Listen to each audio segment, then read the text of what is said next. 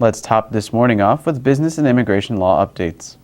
This is a presentation of the Khurana Law Firm located in Rockville, Maryland. Here, the Chief Attorney at Law is Mr. Ramesh Khurana. On this set, the moderator is Attorney Kenneth Haber, who questions Attorney Khurana on green card options on labor certification requests. Let's have a look. Hello, this is Kenneth Haber, and this is the Capitol Forum. I'm a former Assistant United States Attorney and former Senior Attorney in the Office of Inspector General of Health and Human Services, and with me is the renowned attorney Ramesh Khurana, who is an immigration attorney that has literally clients across the country and across the world. He has helped numerous people over the years resolve their immigration problems and help them become citizens of the United States, productive visitors of the United States, and just thankful for his services. I thank you for being here, sir. Thank you very much, Ken. I really appreciate for a generous introduction. Well, as you know, I really appreciate your competency. I've used your services myself, as you know. So I have Thank you. First-hand experience there. Ramesh helped me process the paperwork for my wife's citizenship, her green card and her citizenship. But that's a different type of topic. Today we're going to be speaking about the labor certification request type of green card. Can you explain a little bit about that, sir? Yeah, sure.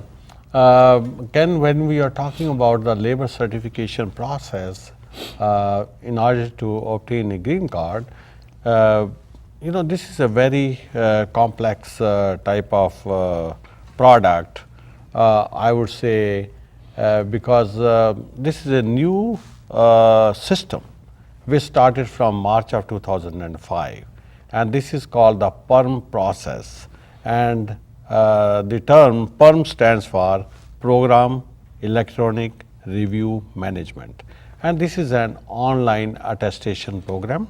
Everything is done online. There is no need to file any physical papers with the US Department of Labor. Once your application is ready, you have already set up an account with the help of the employer, and as an attorney, you are working as an agent of the employer, and you go online, complete the application, have it reviewed by the employer and the employee, and just file it online. That's amazing. Everything's going online. Health and Human Services Departmental Appeals Board is online now. There you go. When you want to take an appeal, it's just like in the U.S. District Courts where it's all electronic online. Right. Paper is getting to be a thing of the past, except my office seems to be cluttered with it still. Can you explain a little bit more about this? How long does it take normally to process a PERM application? Ken, I would say the filing stage of the PERM application takes anywhere between 3.5 months to 6 months. Because first of all, we have to start with the prevailing wage determination request. You have defined the job description of an employee who is to be sponsored for the green card. So once you have firmed up the job description, based on the job description, you want to determine what is the wage level of this employee. And there are 4 wage levels, wage level 1, 2, 3, and 4. And depending upon what's the nature of the job duties, whether these are supervisory in nature, and what is the education and experience requirement, you say minimum required is bachelor degree plus 5 years of work experience. If you have that kind of requirement of education and experience, it will be wage level 4 most of the time. But if you say that we need just the master degree for this particular job opening, probably it will be wage level number 2 and 3. So it all depends based on the job description which you provide and other information which you provide to the US Department of Labor. So you obtain the prevailing wage determination, and then you start advertising the job. And once you have advertised the job, then the recruitment report has got to be prepared by the employer, and depending upon who is eligible based on the job requirements and the number of candidates who have applied for the job openings. So, employer has to make the decision. In this kind of situation, the attorney or the law office has to keep some distance from the decision making process of the employer, because this is the employer only who is to make the recruitment. It is the employer who can either reject the employee for some valid reasons, or they can hire the employee. So, once the recruitment report is prepared by the employer, then based on the recruitment report you go online and complete the application. After it is reviewed by the employer, you file it online, then you wait, and it's nowadays it's taking anywhere between 3 months to 6 months, unless you get an audit, then you add up 4 to 6 months more. Wow. What would prompt an audit? Nowadays I have seen that at least 1 out of 3 cases that is being randomly selected for audit, but again there are sometimes red flags as well. Let us say a question is asked, is there a combination of education and work experience?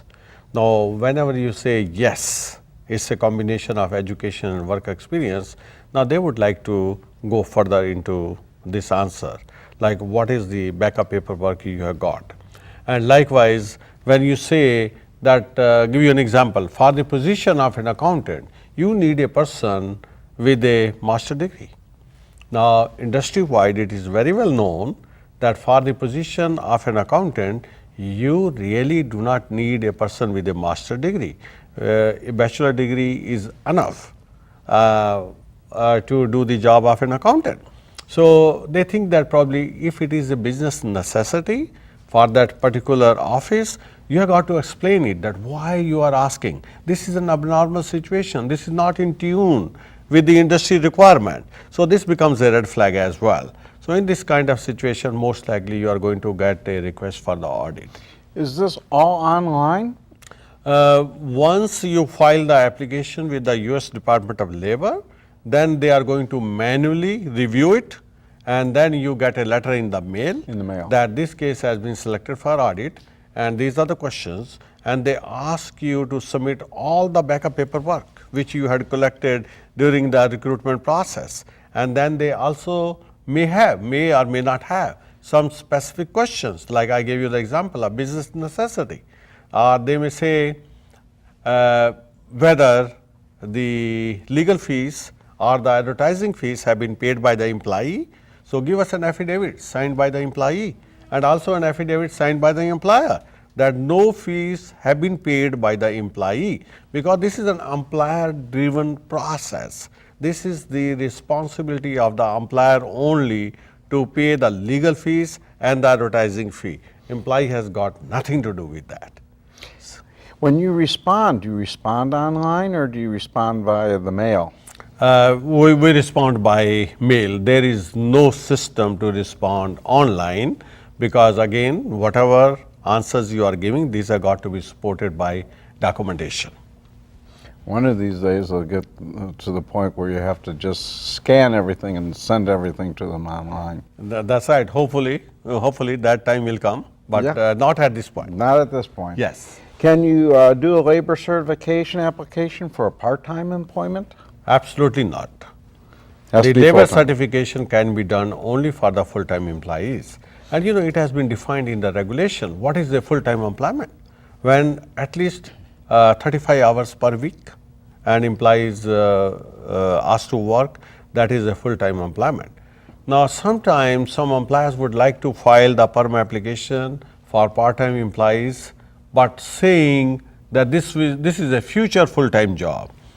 Now, US Department of Labor is going to ask you, give us the work product to support that this is a full-time job, or give us the number of hours this person has worked during the last 6 months. So, they want to make sure this is a full-time position and a permanent position. Only then the employer is eligible to file a perm application. Can the labor certification application be filed for a close relative of a shareholder, an owner? The answer is yes, it can be filed, but the scrutiny process is going to be very heavy. In fact, there is a question which is asked at the time of filing online application. Question is, do you have any familial relationship between the employee and the owner of the company, or the stockholders of the company, or maybe he's just an incorporator of the company. No, that term is there. So while you are filing online, you are saying yes, and it becomes a red flag also. So they would like to go further into it and see like what kind of familiar relationship is. Because the point here is, Ken, when you are sponsoring an application for the relative or a person who is basically a brother or sister or son or daughter of the owner of the company, the integrity of the system is challenged because so many people are applying for the job, and the filing of the perm application is a test of the job market, whether there are some US citizens or green card holders who are able and willing to take up this job.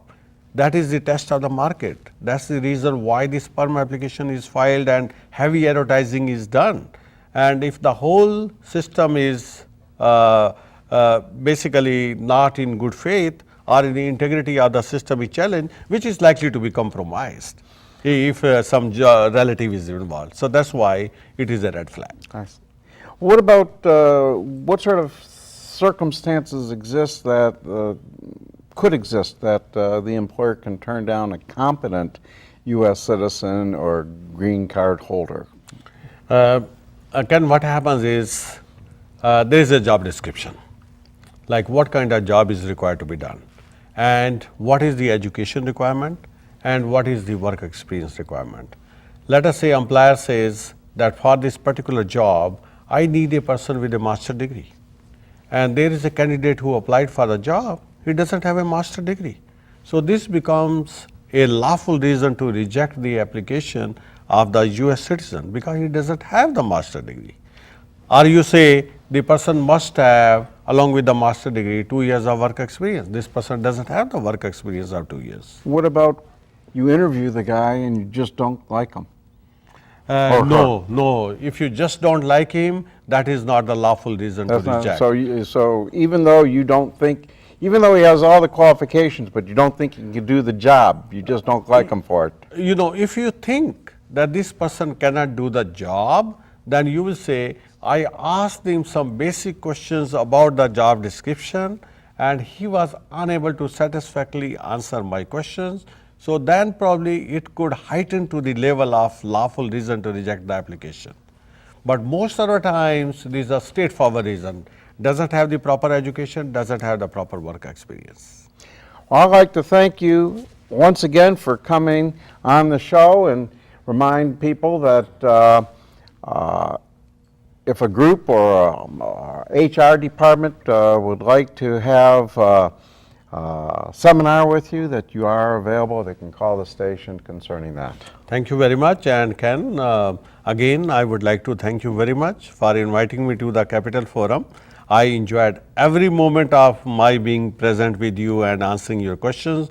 Your questions were really brilliant, and I'm pretty sure audience will be greatly benefited by this session. Again, I would like to advise the audience, if you need any help, please talk to your competent immigration attorney. It's very important. This is a complex world and you need the best advice. Thank you very much for being with us. Thank you. Thank you.